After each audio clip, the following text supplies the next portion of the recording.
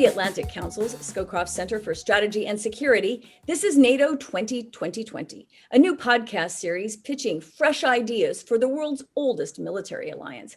I'm your host, Terry Schultz. I'm a freelance journalist in Brussels, and I've covered NATO for more than a decade, so I know a lot about how the alliance has been doing things, but this podcast is about how it could be doing things better. The Atlantic Council commissioned a series of 20 recommendations as to how the 70-year-old alliance could freshen up a bit heading into the next decade. Some of these ideas we've heard before, and some are brand new. All of them are aimed at making the alliance more responsive and resilient to the threats that definitely get more creative all the time. I'm going to be digging into these ideas with their authors. In this episode, the recommendation, build resilience for an era of shocks. The authors, Anca, an assistant director with the Foresight, Strategy, and Risks Initiative here at the Atlantic Council Scowcroft Center for Strategy and Security, and Jim Townsend. He's a former Deputy Assistant Secretary of Defense for European and NATO policy. Thank you both for joining me.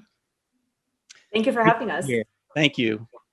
So to start with, let's just remind our audience that actually resilience is an obligation already of all NATO allies. It's written into Article 3. It says that they are supposed to be resilient and be able to recover from shocks, and that this is something that they need to plan for all the time and budget for and constantly improve.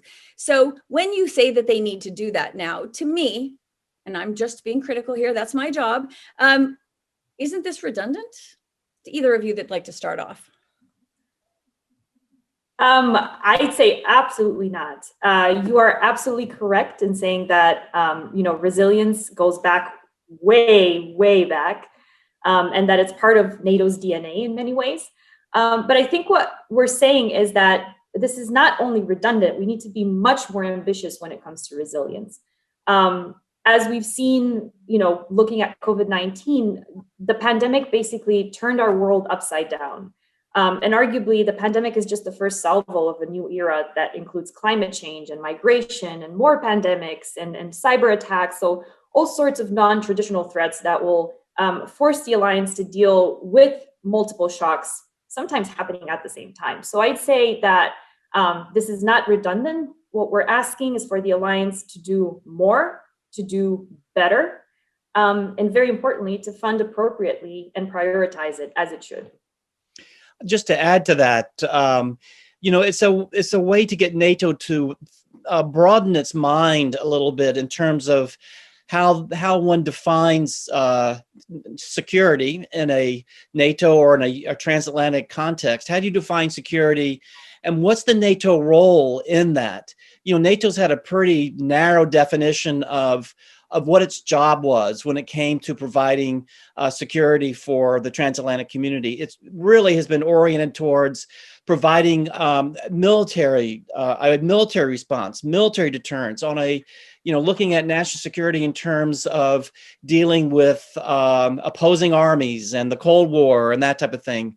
And I think what's become important is that new generations coming on looking at NATO, that's not good enough. And I think during the Cold War, it was obvious that needed to be the priority, dealing with a military threat. But in this day and age, while that military threat responsibility is still there, as the Russians remind us as they go into Crimea, I think there's also, though, an understanding that for a new generation, there's security threats that come from other areas that might not have been on the priority list in the old days. And I think, again, as Anca said, the pandemic really showed us that there's a role for NATO in helping the allies deal with a security threat, not just a military threat, not just tanks going across the border. We're really talking about a security threat that can undermine a nation, an ally.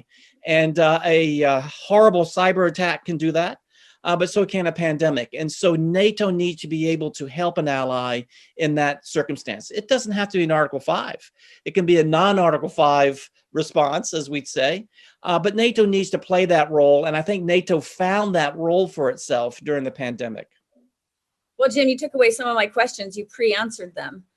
So I'm going to have to come up with new ones. But I did want to point out that, of course, nobody could have predicted what was coming. But while the European Union kind of floundered in its response, they couldn't decide amongst themselves who would pay for what, who would send what where, if anybody even had extra supplies to send to other member states. Then NATO sort of sneaked in the back door and said, hey, somehow the Czech Republic can't offer, these countries can't offer the Czech Republic these ventilators through the EU channels, but let's do it through NATO. And in fact, countries that were arguing on one side of town here in Brussels about providing PPE, protective equipment to other member states under the EU, did it under NATO. Somehow there's less bureaucracy, or they simply feel more neighborly when it's with the alliance. How do you explain that? I mean, does you've been around bureaucracy, Jim? You helped create tons of it, I'm sure. How can you explain it inside NATO? I think that's an insult, saying all I did was create bureaucracy. I didn't say it's all you did. I was chopping away at it. I was, undermining it, working around it. But I think you're right in terms of creating structure, and structure that's fit for purpose to do this kind of thing. And we see this in the United States and in other nations as well that have a military. With the military, or with NATO as a military alliance, comes people who know how to plan. That's their thing, is to plan for the unknown. Because you're absolutely right. No one saw this coming. But what we were planning for was refugees coming out of a big fight with the Soviet Union. So within NATO, there's an organization that plans to deal with refugees, a unsettled town that is hitting the road and racing for safety. How do you deal with a civilian population that's an extremist like that? So you had planners, you had people who dealing with humanitarian problems coming out of war. And also, I think you have a mindset, whether it's at NATO headquarters or at SHAPE, of people in the bureaucracy that are forward-leaning. They see a problem and they realize that within NATO, created for another situation, but a NATO structure can be used in this new situation that we find ourselves in. And so there's just two examples. That one is as I said, that part of the alliance that takes care of refugee problems. So the EARDCC, I think, was the name of it, but Anca can tell me if I'm wrong, but it's a group that deals with civilian crisis. But the second thing is, we have developed over time a strategic airlift capability. And we actually have C-17s at the Papa Air Base in Hungary. And so we were able to use those to move PPE or to move patients or to do that kind of thing. And a third thing, frankly, is that we've developed within NATO an ability to procure together. That was something that I championed out of my office when I was at the Pentagon, and the Danes really took the lead, and they created within that NATO procurement agency the ability for allies to come to that agency and buy things together in bulk. It's cheaper, it's more efficient.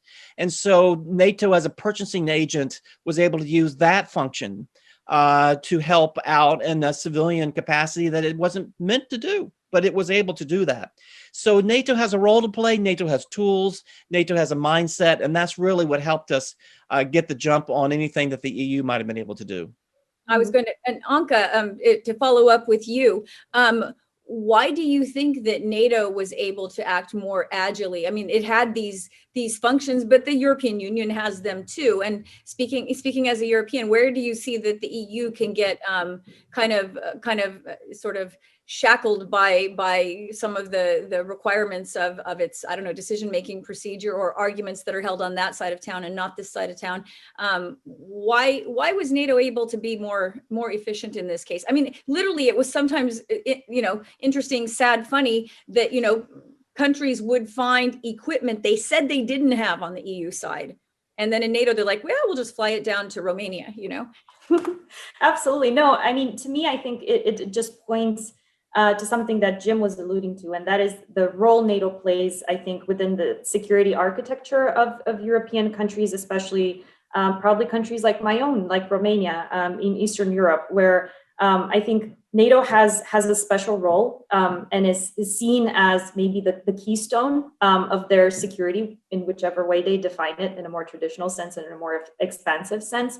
And so I think in that sense, they turn to NATO and they see NATO as someone who can respond to such crises. So to me, this is the perfect indicator that what we are proposing is not a break with what NATO does. It's simply a continuation of its mission and a natural space for the alliance to take on resilience, right? So that's not to say that the alliance should be the only one doing resilience, but rather that there is this space that NATO can take on because it is seen as an institution that is reliable and that can play a part according to its member states. The other thing that I will say, I think, is that probably there was also maybe a low tide in international cooperation at the time, and that NATO was able to react and kind of step in ways that maybe normally would have happened outside of its structure, but because of diverging political interests, tensions, this big election on the side of the Atlantic, maybe that didn't happen as much. So I do think that NATO has again proven its value, not only as a military alliance, but also as the other part it has to play as a place for political decisions as well. And just to follow up on that, the EU really wasn't built to have structures or a mission, a role to be proactive and to get out there and to do something. In other words, the EU, when it was developed, they were developed as regulators. They were developed as an organization that would define the rules, that would try to regulate and try to bring together culturally in other ways Europe. I mean, they were not there as an action organization. They were there as a regulatory enabling kind of group. I mean, for lack of any other thing. So they really they're not geared towards going out and taking on a mission. Whereas that's what NATO is supposed to do, is to go off and do things, not sit and write about it. Spoken like a true American, the Europeans would say. But let me bring you this on the side of that. They would definitely argue. I mean, who's getting the vaccine? Not NATO. Who's buying a lot of this PPE? NATO wasn't necessarily buying it. It was transporting it in this case. But I'm not here to argue on behalf of the EU. I will say, however, that it is more traditionally, I think, also in the minds of publics, many citizens of whom belong to both organizations, of course, or are covered by both organizations. I mean, it's not typically NATO that deals with climate change. It's not typically NATO that deals with refugee flows or that deals with, food scarcity. The EU has huge budgets and huge staffs devoted to worrying about those kind of things. Yet those are the kind of things you're saying that NATO should worry about. So all of these arguments about duplicity, not duplicity, but duplication, about duplication would come up, even more if your proposals were truly implemented, because you're saying, oh, NATO should worry about climate change and, these other, sort of effects on populations. It goes back to, you use the word typically. You said that's not what NATO typically does. So that's the issue that exactly we're dealing with, is the word typical. You're right. In the past, that's typically not what NATO does. And so what we're saying is we need to change that word typically and say that this is what NATO is thinking about, or beginning to determine what is a role that it should play in the future. Because I think the recognition is that whether you're NATO or the EU or the OSCE or whatever, we all have a role to play in these larger looming problems that aren't exclusive military or aren't exclusive regulatory for the EU or something along those lines. This is something where, in terms of climate change, for instance, there are things that NATO can do. And typically we haven't thought about it, but we're now out of a typical situation. We're in a kind of a climate crisis in a sense. And if you look at NATO and the impact of climate change on alliance security, you'll see that NATO needs to figure out how will its ability to defend an ally change due to climate change. And number two, what can it do to lessen its own carbon footprint, if you will? What can it do to lessen its own impact on the environment? And I'll say that the United States went through this, because we typically don't either here in the US. But 10, 15 years ago, Sherry Goodman, in fact, at the Center for Naval Analysis, they did this landmark study talking about the impact of climate change on defense. And it was had a big impact, where everyone realized, like the US Navy, they could actually save money by being more green in terms of the fuels they use to power ships.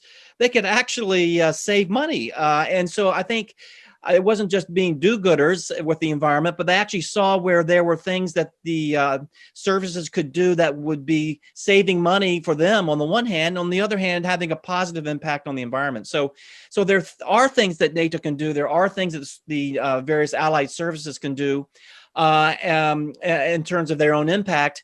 And there are issues we have to think about as planners in terms of dealing with climate change, for instance, in the Arctic, where suddenly we now are facing Russia increasing its military footprint up there. And if you talk to the Norwegians, they're not very happy about that. And they want an alliance that can handle the Arctic today, where typically NATO didn't have to worry about that. It was too hostile of an environment up there.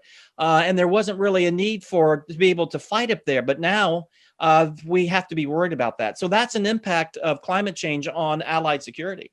So I can see that. I can see what you mean by taking care of those things internally in each ally. But Anca, isn't the EU already doing all these things? And so that sort of tension, which admittedly has come down a lot. I mean, there's a much improved relationship between NATO and the EU, starting, I would say, from probably Stoltenberg and Mogherini, Federica Mogherini, and the current Secretary General. There's really a much better relationship. But it sounds to me like other than looking at what each ally can do to lessen its carbon footprint and be more resourceful, you are talking about taking over tasks that the EU definitely considers its own.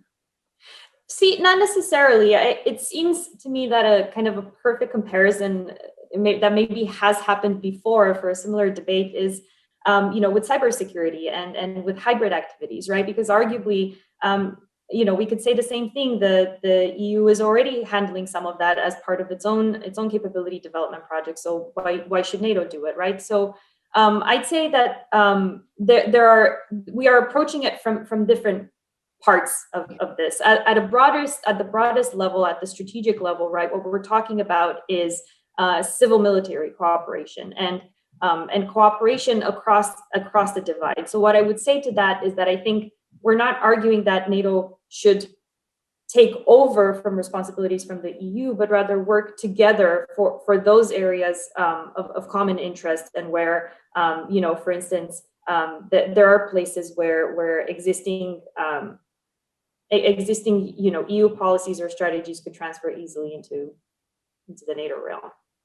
No, I mean, Anca is absolutely right. The critical word that she used, and just to highlight that, is this is where NATO and the EU cooperate. It's not either the EU does it or NATO does it. I think we're finding that we each have to own a piece of it, and we have to now come together and cooperate so that we can handle that particular crisis as a whole, whether it's climate change or cyber or whatever. We each own bits of it, and if we're never going to conquer it unless we come together and work it as a whole. So I think what Anca says is spot on.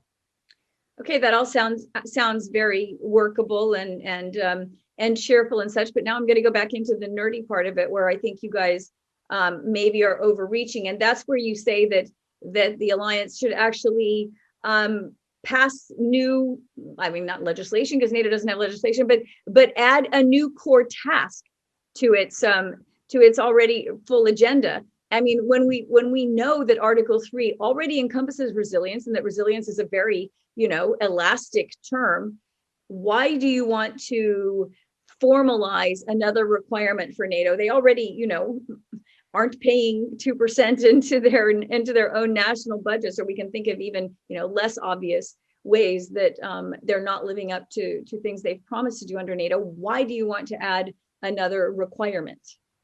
So I think that's exactly the reason why we should have it, Terry. I think what we're arguing for is not that NATO should all of a sudden shift its focus and only do resilience. Well, how we're thinking about this fourth core task is as a task that is undergirding everything else that NATO does, that flows into all of its other core tasks. And I think that elevating it to the level of a fourth core task, and as we argue, including it as part of the NDPP process, is a way to not only explain what that means. No acronyms here. Explain what you mean by that, and also what you mean by adding it as a fourth core task, because I purposely didn't use that so that we wouldn't be too lingo heavy here. But now that you have, you're obligated to explain.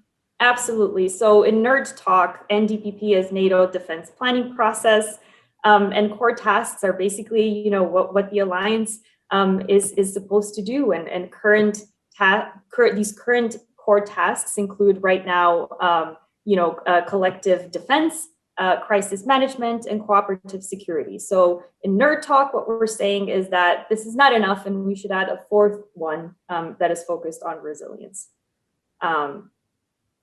And what I was saying is that this one would undergird the other three. And this would be a way to prioritize it and incentivize member states to do exactly what you're saying they're not doing right now, which is invest in a structured manner and resources appropriately, which is an important element in, you know, making big ideas happen.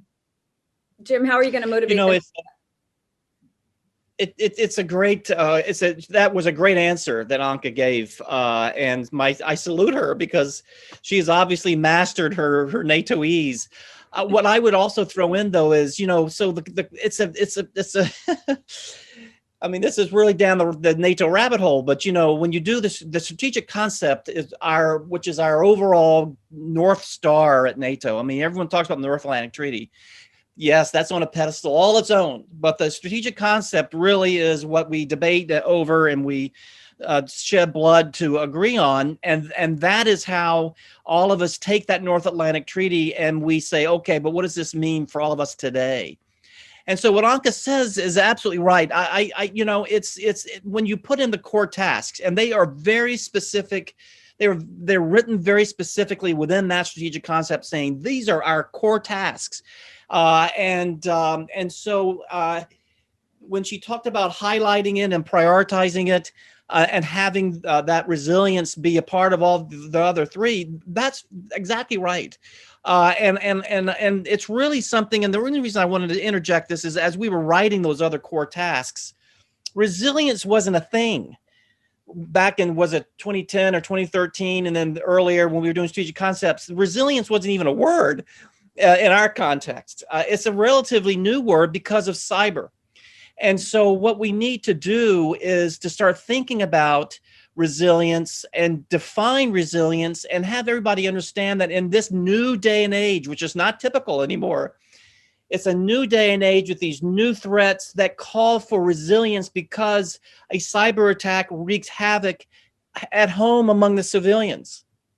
And so when we talk about resilience, it's telling allies, you have to do this at home. You have to improve your resilience, your ability to absorb a cyber attack, for instance, because if you can't, that weakens the alliance because we then have to come in and try to help you. And there's not a lot we can do. When all of your ATMs go down and your credit cards don't work and the hospitals shut down because there's no electricity, all the kinds of things that happen in a cyber attack, if you haven't planned for that, if you haven't defended yourself or be able to quickly recover from that in your own society, we, NATO, can't help you. And we, NATO, are undermined because you are now very, very weak and in crisis because you haven't been able to deal with that. We wouldn't have talked about that when I was at NATO a number of years ago, but we have to now, and we have to do it on an urgent basis. And having this as a core task makes it urgent. And if I can just jump in. Stating the obvious. I think it's just obviously intertwined with all of those other tasks. Duh. I wish it was obvious. Even if it's obvious, doesn't mean nations are going to do it. So okay, but you guys are going so far as to say there should be new ministerial guidance given to NATO headquarters. There we go. She's got it. But Anca, a certain death of any good idea. I mean. No, ministerial guidance will operationalize that idea. I mean, I'm glad you raised ministerial guidance, but Anca wants to jump in. But ministerial guidance is what operationalizes that core task. So we will have to do that. But Anca. No, I just wanted to say that I think, you know, it's nerd talk to say that you have ministerial guidance. But at the end of the day, I think what we're trying to say is that this is not only possible, but here is how we argue it should be done as part of the article that we wrote. And I think just to kind of follow up and add to what Jim was saying earlier, to your earlier question, Terry, I think the other thing to note here is that we are in a fundamentally different environment, as Jim was saying, in which we should think of COVID-19 not as a one-time event, but rather as one example of a world in which we will have multiple disruptive crises. And so the question is not only how do you deal with these events, but how do you deal with multiple of the same events at the same time and bounce at the other end, not only back, but maybe forward, so you do even better. I was reading the other day a very, very interesting piece by actually one of our own, Uri Friedman, that published in The Atlantic, a piece that was arguing that resilience is actually the new currency of national power. So, before we had the militaries, we were talking about soft power, but actually resilience and the ability of a country or an alliance to withstand these repeated shocks and come back at the other end stronger is what will differentiate us in the post-COVID universe. And I think that what we're proposing is maybe in line with that and would serve that vision. Well said, Anca. I agree. Well, I was just kind of making fun because I don't read any of those papers. I sit through every NATO meeting, and I don't read any of the guidance that I don't either. Sort of, you write Everyone's winging it. But that's why I said that's it doesn't mean that you're going to talk about it. Doesn't mean it's going to happen just because you write it down. So I just think that nobody would argue, and I'm only doing it as an exercise in testing the strength of our papers in this series. But I think that everybody knows they need to do that already. Well, and I don't. But let me take what you said, because it links right into what Anca said. Anca had defined for you what NDPP meant. The NATO defense planning process. That's the tool that goes to just what you said. You said that nations won't necessarily do it just because it's written down. That doesn't mean they're going to do it. And that's right. And so what NATO does is it takes it one step further and says, we're glad you agreed to this in writing, and we're glad you read the document. Even Jim Townsend, we're glad you read the document. Now what we're going to do is we're going to give this to the international staff, and they're going to take this document and they're going to create capability goals out of these, so that every country is going to be given capability goals that they need to meet to help them get better at their own resilience, and also to help NATO buy the things that NATO itself might need to help in terms of resilience. And then after a year or two, we're going to come back to you, see how well you've done, and give you a grade. And so there is this provision to make sure that nations do more than just agree to something and then go home. They're going to be graded on how well they meet specific requirements that are given to them by the international staff. But then the trouble comes, because the nations will come back to NATO and NATO will say, well, did you do it? Did you do those capability goals we gave you? Well, we had budget problems and that couldn't get funded. We don't think it'll be this year. It might be in 5 years. That's when you have problems, and that gets you to the 2%. But we won't drill down into that. But what you said, I think, is important, which is nations don't do it just because it's written, but it links right into what Anca raised, which is, well, that's what the NDPP is all about. And the thing is, the EU doesn't have an NDPP. So that's one of the difference between us, is the EU can have, say all kinds of things, but they don't go and assign EU members what to do. NATO does. So it's really sad to say that you've just gotten geeky enough that I'm almost convinced now that once you actually operationalize the need for this, and you say this kind of equipment, or this kind of training, or this kind of staffing would make you more resilient. Now, I'm almost convinced that it should be more formalized inside NATO. But then let's sort of as a way to come back to the beginning. Now that we have had COVID, this unforeseen and completely devastating and as yet unfinished crisis that has stretched the capacity of every measure that a government has to offer its citizens. Now countries are going to be in even worse shape to be more resilient, or to put more money into becoming more resilient. They have a lot of unemployed people. They could point in that direction. But are you worried that this kind of idea, if it were raised now, everybody's going to be like, I'm stretched. I can't think about it this year, maybe not even next year. So is your good idea that would in the long run help us in this kind of a situation just going to be too much for people to think about at the moment? See, it's a great question, and I would say yes, or so not. I would say yes. It's a great idea. It can be done now. No, it won't stretch them, and that's absolutely objectively. Not only because I wrote the paper with Jim, but because in our research, what we found is that for every $1 spent on resilience, we found that a country would save between $4 to $6, which is an insane contribution, a super cost-effective way to invest money. So. And that only doesn't even consider maybe the intangible benefits that come from investing in resilience, right? So that only looks, for instance, at immediate cost savings by being able to bounce back and being able to continue to function. But what about the intangible stuff? What about the trust that you're building amongst allies? What about the relationships you are developing? What about the cooperation you're engendering in all of these different areas?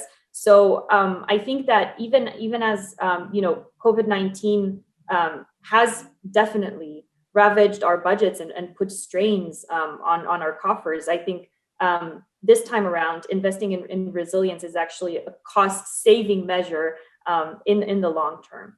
I think what Anca's right, and I think it helps when you try to define. So, what does resilience look like? Because I am worried, like Anca said, I'm worried too about our budgets, and particularly if you're buying things like planes and tanks and ships, that's going to take a hit. But the thing about resilience is, and see what Anca thinks about this. Think about when you look at what resilience is a nation having a stockpile of PPE. Resilience is a nation that has been able to harden a lot of its essential infrastructure from cyber attack. Resilience is like the Swedes passing out to everybody a booklet that says, in emergency, this is what you should do. Resilience society approach. Yeah. Exactly. Resilience is teaching kids in school about disinformation and misinformation and problems. I mean, so there's a lot of things that nations should be doing anyway. There's a lot of things that don't really cost a lot in terms of resilience. But there are some bigger things too, where it might be put back on a back burner. But something to throw in there too is, I don't want there to be a competition between in a budget between monies to buy military equipment to improve military capability and money in a budget to improve national resilience. I know what will happen because I've gotten a couple of emails about this since our piece came out. And that is, someone thundered at me, how can you say this? This is going to take money away from buying tanks and ships. And the important thing about NATO, which is military capability and military readiness. And you've got, yes, that's true. And that is the typical NATO thing. But beyond the fact that we've got to think atypically, is the fact that we need to be able to balance out that resilience on the one hand and the tanks on the other hand. You can buy a hell of a lot of tanks, but that's not going to do you any good if your whole structure collapses due to a big cyber attack. Those tanks aren't going to do anything but keep people off the streets from stealing bread because there's no food because of the, so you have to think about national security and protecting your people in ways other than tanks. And where are you going to take risk? Where are you going to prioritize? How are you going to spend that limited money coming out of these post-COVID budgets? Anca, what do you think about that? Okay, Anca, I'm going to give you just a quick last word. No, I think Jim is spot on. I think, we need to think big, right? I think maybe to just kind of end it on a hopeful note. I think maybe even in the 90s, right, when after the Soviet Union collapsed, right, we were wondering again about what NATO should do, and we dared to think big. So I think in this case we should do it again, and at a as we like to say at the Atlantic Council, at an inflection point, we should be ambitious, and we should consider what the alliance could do and how it could develop. And I agree with Jim that I think the future here is kind of a whole of society approach to security that is based on civil military cooperation. And that is able to bridge this divide and think not only about the hard stuff, the tanks and the weapons, but also how you employ them and how you connect the two for security for the state communities and people. It's all hard stuff. Okay, thank you so much to Anca Agaki and Jim Townsend for telling us more about their proposal that NATO build resilience for an era of shocks. Yeah, you can find all 20 ideas at atlanticcouncil.org and tell us what you think on Twitter at #StrongerWithAllies. Thank you so much to my guests. Thank you to our audience. Join me next time.